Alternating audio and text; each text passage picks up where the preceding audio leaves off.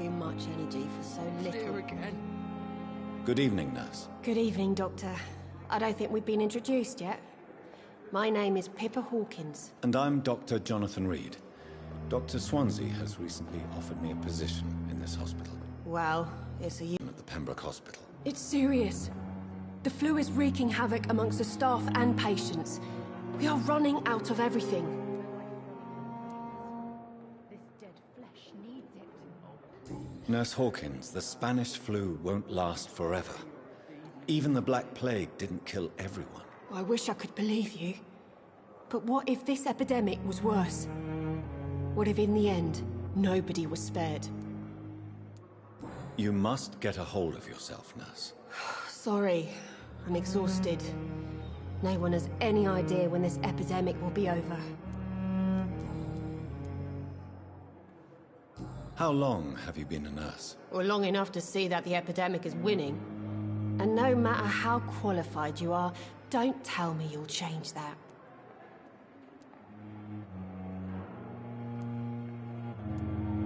You'd be surprised what dedication can achieve, Nurse Hawkins. In medicine, sometimes we're just a test result away from a miracle. Sorry, Doctor. I don't want to sound bitter, but I'm just too tired to give a pep talk like Nurse Brannigan. How is the Pembroke staff coping with the epidemic? Well, not well. Milton, the ambulance driver, is even more grumpy than usual, especially concerning doctors.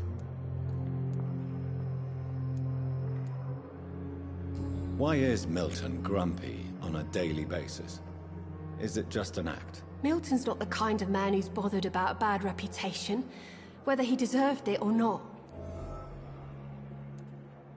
Why does Milton dislike doctors? I don't know. Just ask him. But be warned, Milton is not the chatty type.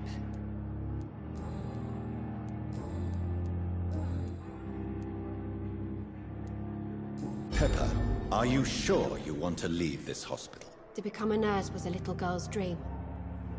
But in the end, I don't feel that useful. I want more. I want to make things change.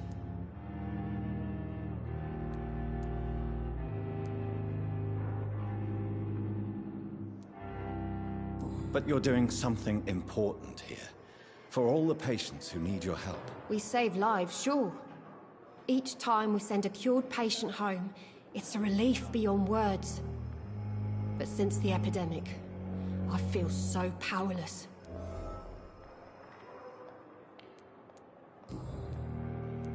Goodbye, Nurse Hawkins.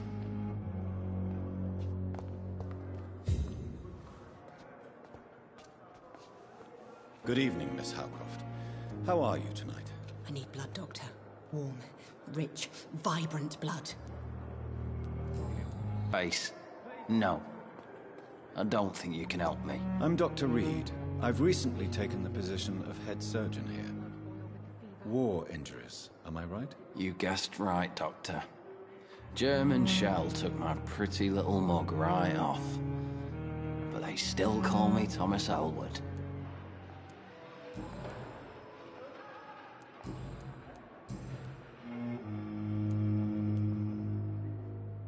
Where were you stationed, sir? Did you serve for long? I really don't want to talk about all this shit. No offense. I was pushing too much.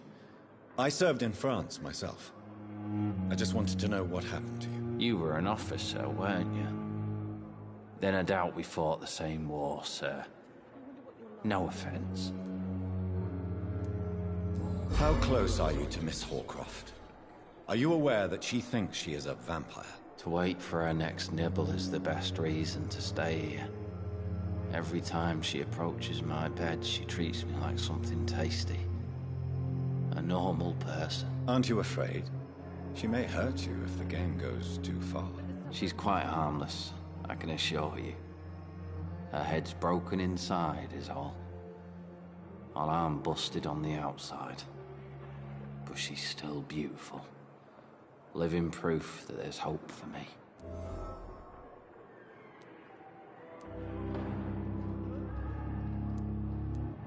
So do you let her bite you?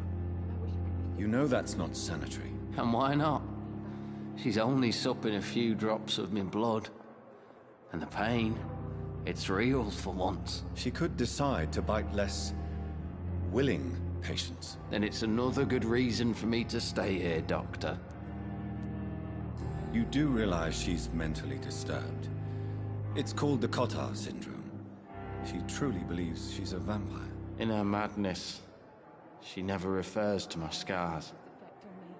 And frankly, if I could, I'd join her world.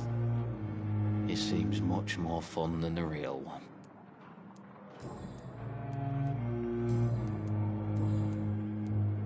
How is your stay with us, Mr. Elwood? Oh, it's bliss. I just escaped death in the trenches to be surrounded again by the moans of the dying. Can I ask you precisely why you're a patient here? It's the pain, sir. The drugs don't work. It just hurts under the scars, if you get my drift. Can I do anything for your pain? Nurses gave me a bunch of pills. No effect. Told you. It's like the flames are under my skin, burning away. Who is treating you? Is someone in particular looking after your case? Nobody since the old and tired doctor spoke to me.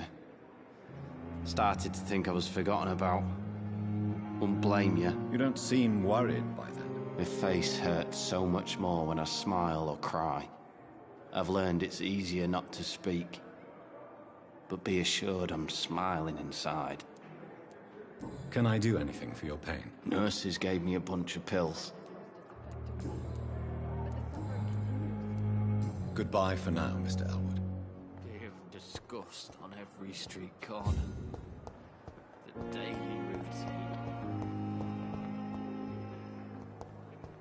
I wonder what your last thoughts were.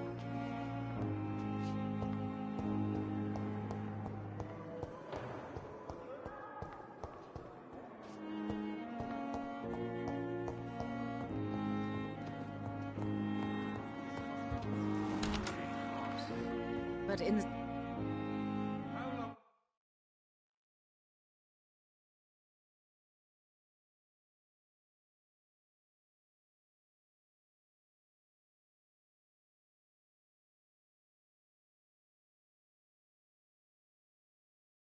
Good evening, madam. Can I help you? It's my son who needs you, sir. I'm Dr. Jonathan Reed. How can I help your son? I'm Beatrice Goswick, mother of Mortimer Goswick. Could you check on him, please, Dr. Reed? I've heard much of your talents as a physician.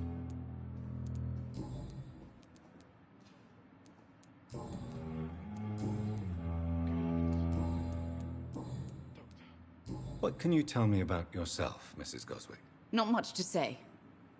Just take care of my Mortimer and I'll cover all the expenses. That's all that matters. May I ask if you have an occupation, Mrs. Goswick? I'm a teacher by profession. I teach young women who are more ambitious about their futures than their families. Are you really that rich?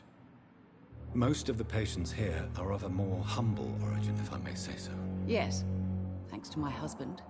May he rest in peace. I can cover any needed medical expenses. What do you think of your reception here? Any complaints? I am not accustomed to dealing with patients of such social standing.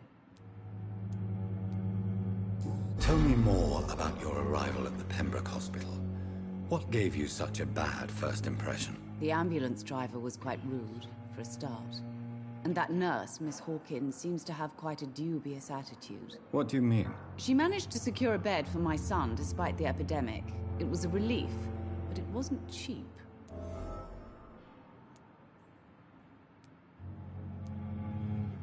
She charged you for a bed? Yes, and I paid without question, considering the urgency of the situation.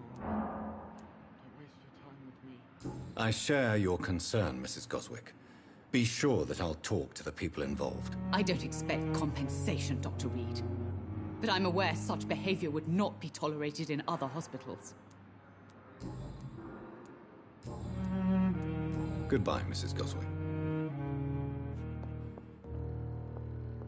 Good evening. I'm Dr. Reed. Can I help at all? No, Really? Why are you here, then? I don't want to talk. My throat hurts too much. I suppose that this pain is the reason you're here. Is someone taking care of you? Yes. And no. Could you at least tell me your name, sir? Mortimer. Mortimer Goswick. Tell me about yourself, Mr. Goswick. I don't want to talk, Doctor.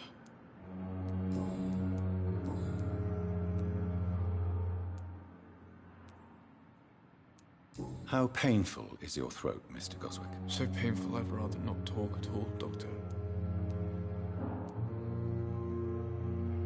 I'm sure you realize a doctor and his patient have to communicate, sir. Would it help if I gave you some paper and a pen? Not really. I see. Then maybe it's not just your throat that hurts, Mr. Goswick. Perhaps your sore throat is just the consequence of something more hurtful. Yes, maybe. But I don't want to talk or even write about it now. Why did your mother have you hospitalized here? She seems convinced this is a bad hospital. My mother just wants the best for me. She won't rest while I'm here. She'd go all the way to hell and back to help me.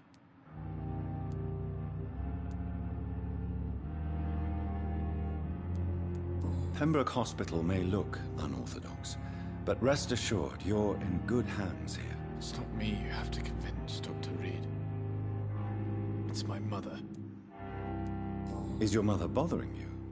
As your doctor, I can ask her to leave you alone if you would prefer. That's tempting, Doctor. But you have no idea what my mother is capable of. She would tie herself to my bed if you asked her to leave.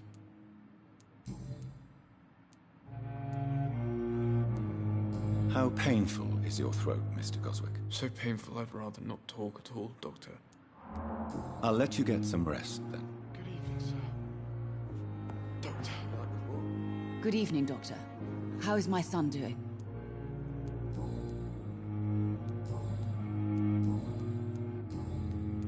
Goodbye, Mrs. Goswick. I'm all right. Don't waste your time with me. I will not let you down, my boy.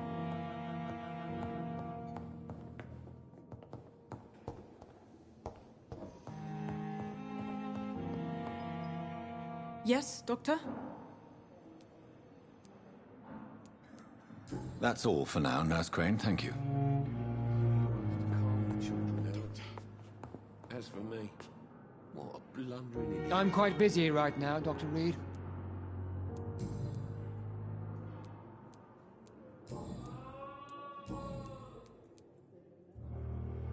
Tell me, Waverly, what do you think of Dr. Strickland's enthusiasm for his experimental research? Strickland is playing with his patients' lives for pride and glory. Now that, sir, is unethical. Are you thinking about something in particular? Harvey Fiddick needs delicate surgery. I believe we should stick to the usual procedure, but my young colleague obviously disagrees.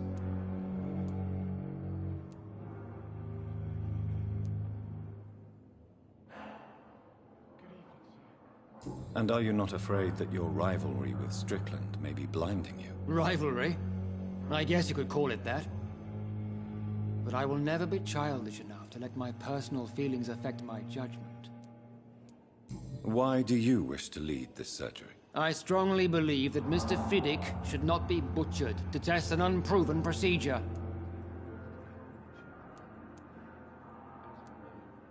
I really hope you're right about this, Dr. Ackroyd. I'm trusting your judgment on this. I'm not the kind of man who runs away from his responsibilities, Dr. Reed. There is no need for you to be looking over my shoulder.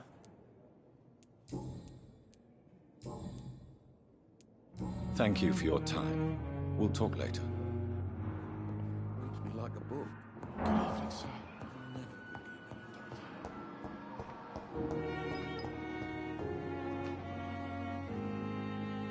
Good evening, Dr. Strickland. And good evening to you, Dr. Reed. Can I be of any help?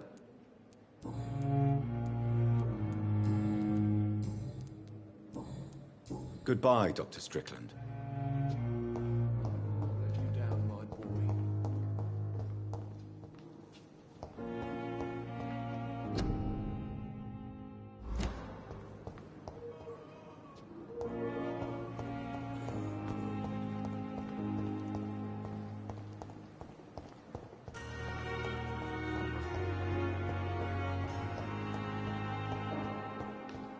Thelma Howcroft said she was being watched by vampire hunters.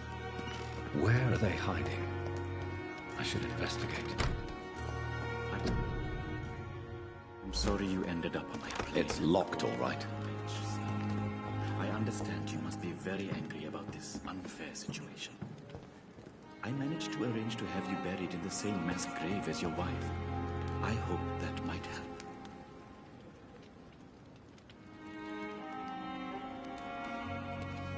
To be a real doctor.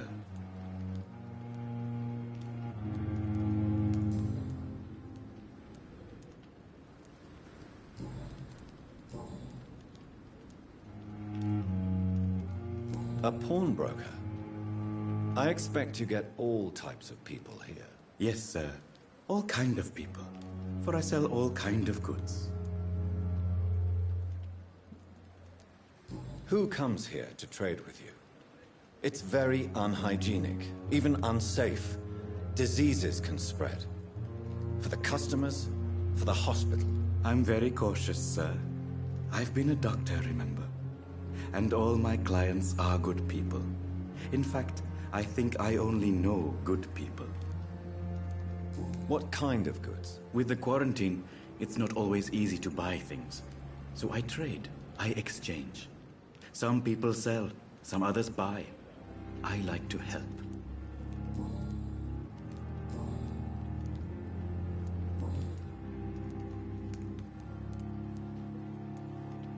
Are you afraid or uneasy being surrounded by so many corpses? Why should I? These bodies are empty vessels. Flesh left to decay. Poof. No soul anymore. All gone.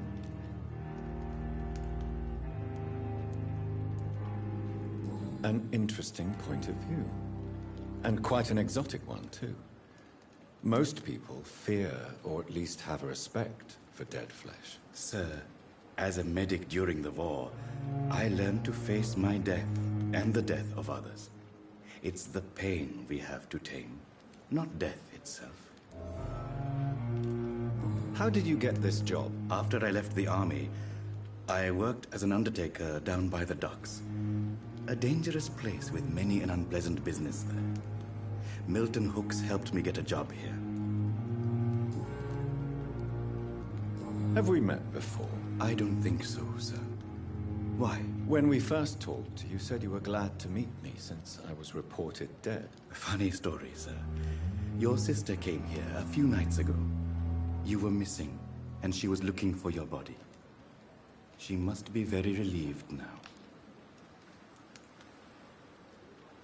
Do you work here alone? Yes, very easy work, sir. All I have to do is watch a few bodies. The situation was very different when the main morgue was still open. Why do you have to watch these bodies? Because these poor fellows have no names. We keep them in case someone comes looking for the missing. Sadly, very rarely happens. Why close the hospital's main morgue? It was for sanitary reasons after the beginning of the epidemic. Cadavers had to be moved to the nearest mass grave. Please show me what you have to sell. Of course. It's just trinkets and curios, really. But I'm sure they can be useful.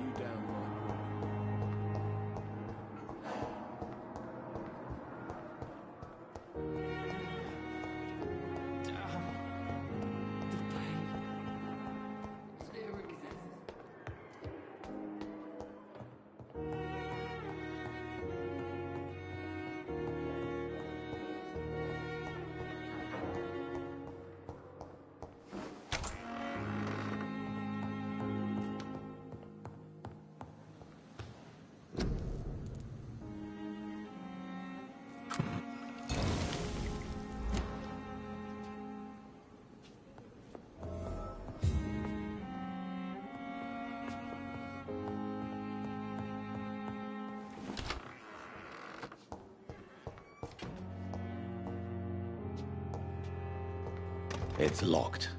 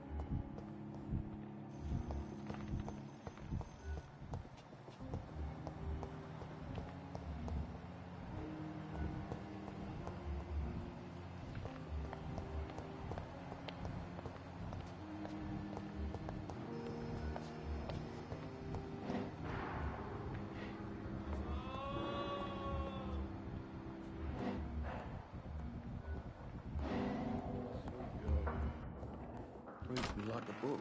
Finally, you've returned, Doctor. Did you find anything of value? Yes, nurse. You've worked your first miracle, Doctor. Now, this patient here needs immediate treatment. Duty calls. When the storm has passed, I'll show you how to mix the remedy yourself with the same basic ingredients. Many thanks, Doctor. When you've finished, you ought to report to Dr. Swansea in his office. He's been looking for you. Seemed pressing.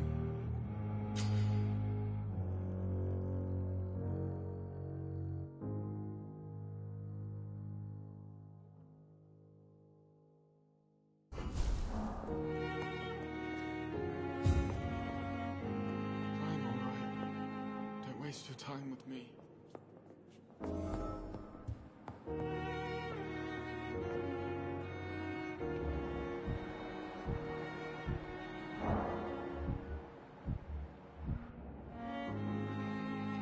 Good evening, Mr. Goswick. How are you? I'm okay.